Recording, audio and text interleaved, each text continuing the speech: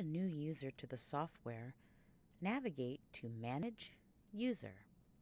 Then select the green plus Add New button.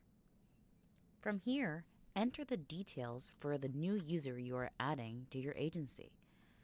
Create a password for this user that has at least 6 characters and at least 1 capital letter, 1 lowercase letter, 1 special character, and 1 number. Ensure that you select a role appropriate for this user, and also select the Active button here. This will ensure that your user is available to be logged in. Once you are done, click Save Changes. The user will then receive an email instructing them on how to log in with their new username and password.